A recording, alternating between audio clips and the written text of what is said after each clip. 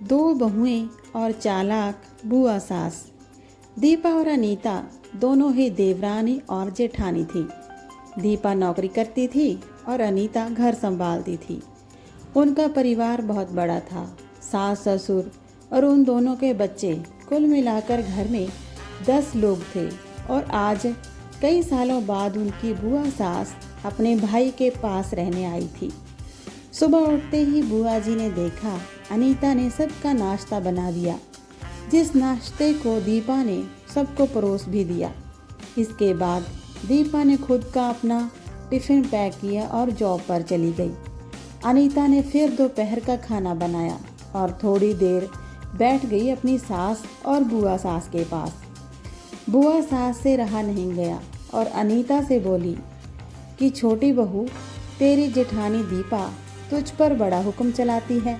सुबह से देख रही हूँ रसोई घर में तू ही लगी हुई है और वो महारानी दिखावा करने के लिए सबको नाश्ता परोस रही थी, जैसे उसी ने बनाया हो। ये सुनते ही अनीता ने अपनी बुआ सास की तरफ देखा और बड़ी प्यार से कहा, नहीं, ऐसी कोई बात नहीं है बुआ जी, दीपा बहुत ही अच्छी है। बुआ बोली, तू बहुत भोली है अनीता, पर मैं सब समझती हूँ। इतनी बूढ़ी मैं ऐसे ही नहीं हुई। अनीता से अब रहा नहीं गया और वो बोली कि बुआ जी, आपको दीपा दीदी का बाकी सबको नाश्ता परोसना दिखा, मगर आपको ये नहीं पता कि उन्होंने मुझे डांट कर सबसे पहले नाश्ता करवाया, फिर चाय पिलाई और वो रोज़ ही मुझे सबसे पहले ही नाश्ता करवा देती है। वरना सबका नाश्ता बनाने तो मैं नाश्ता ही ना कर पाऊँ। वो मेरा कितना ख्याल रखती है। दीदी सुबह जल्दी ही उठकर मंदिर की सफाई करके फूल सजा कर रखती है और वो मुझे खुद से 1 घंटा लेट उठने को कहती है, क्योंकि मुझे उठते ही नहाकर सीधा रसोई में ही जाना पड़ता है। शाम को ऑफिस से आते वक्त दीदी बाज़ार से सब्जियां भी लेकर आती हैं, क्योंकि हमारे हस्बैंड रात को लेट हो जाते हैं और दीपा दीदी ने सासू माँ को बाज़ार जाने के लिए मना किया है, क्योंकि माँ जी अब 60 साल से ऊपर की हो चुकी हैं। कहीं बाज़ार जाते समय उन्हें तकलीफ़ ना हो जाए। वैसे भी उन्हें घुटनों की परेशानी है और जब माँ जी को घूमने का मन होता है तो दीपा दीदी छुट्टी करके खुद उनको घुमाने लेकर जाती हैं।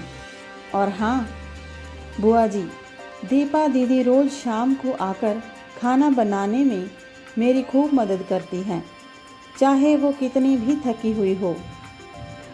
वो मेरी जेठानी ज़रूर है, मगर वो मुझे अपनी छोटी बहन ही मानती हैं और मैं उन्हें बड़ी बहन मानती हूँ। ये सब सुनते ही बुआ चुप हो गई। शायद उसकी चुगली अनीता के आगे फेल हो चुकी थी। शाम को दीपा सब्जी की थैली अनीता को पकड़ाते हुए बोली कि अनीता, सब्जियों के साथ वाले थैले में तुम्हारी फेवरेट लेखक की किताब भी लाई हूँ। ये सुनकर अनीता खुश हो गई और बोली, थैंक्स दीदी। अनीता सब्जी की थैली किचन में रखी और किताब रखने अपने कमरे में चली गई। तभी बुआ जी ने दीपा को आवाज़ दी, बड़ी बहू, ज़रा यहाँ आना। दीपा बोली, जी बुआ जी। तभी बुआ बोली कि तुम इतनी मेहनत करके कमाती हो और ऐसे ही फालतू किताबें खरीद कर पैसों की बर्बादी कर रही हो, वो भी अपनी देवरानी के लिए। वो तो वैसे भी घर में करती ही क्या है। तुम दिन भर मेहनत करती हो और वो घर पर आराम करती है। इस बात पर दीपा मुस्कुराई और बोली, क्या बुआ जी, आराम? और अनीता, उसे तो कह कह कर आराम करवाना पड़ता है। सुबह से बेचारी लगी ही रहती है किचन में। सबकी अलग अलग पसंद, मेरे और उसके मिलाकर 4 बच्चों का टिफ़िन सब वही तो करती है। फिर भी उसके चेहरे पर हमेशा एक सुंदर सी मुस्कान ही रहती है। सुबह की चाय पीने का भी समय नहीं रहता उसे। और जब दोपहर बच्चे आते हैं, फिर उसका खाना, उनकी पढ़ाई सब वही देखती है। वो है, इसलिए मुझे बच्चों की चिंता भी नहीं रहती और मैं अपना पूरा ध्यान ऑफिस में लगा पाती हूँ। कुछ दिनों पहले ही प्रमोशन मिला है। मम्मी पापा की दवाई कब ख़त्म हुई और कब लाना है, ये सब वो ही ध्यान रखती है। घर पर भी कभी कौन सा रिश्तेदार आ जाता है, उनकी सेवा भी वही करती है। और बुआ जी, घर पर रहकर घर और बच्चे संभालना कोई छोटी बात नहीं। मेहमानों की भी आओ भगत अनीता बिना किसी शिकायत के करती हैं। उसे तो बस पढ़ने का ही शौक़ है। फिर क्या मैं अपनी छोटी बहन की छोटी सी इच्छा भी पूरी नहीं करूँगी? अगर उसकी इच्छा मैं पूरी नहीं करूँगी तो और कौन करेगा? अब तो बुआ की पूरी तरह से ही बोलती बंद हो चुकी थी। फिर दीपा भी अपने कमरे में चली गई।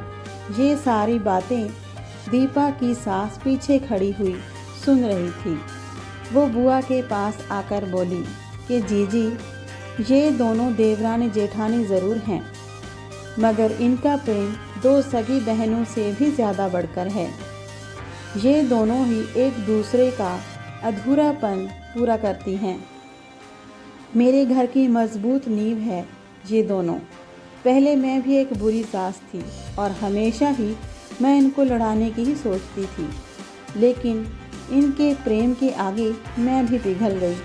और वैसे भी इनको लड़वाकर नुकसान तो हमारे ही घर का है ना, इसीलिए मैं भी इनके ही प्रेम में मिल चुकी हूँ। लेकिन ये बातें दीपा और अनीता की बुआ सास को समझ नहीं आई और वो मुंह घुमाकर अपने कमरे में चली गई, क्योंकि वो तो इनको लड़वाने की ही आई थी। लेकिन दीपा और अनीता जैसी बहुओं के बीच दरार पैदा करना बिल्कुल नामुमकिन था। और दोस्तों, अगर दीपा अनीता जैसी बहू बेटी हर घर में हो तो उनके प्यारे घर को बड़ी से बड़ी ताकत भी नर्क नहीं बना सकती। वाकई में ऐसी बहुएं हर घर में हों तो हर एक घर स्वर्ग बन सकता है।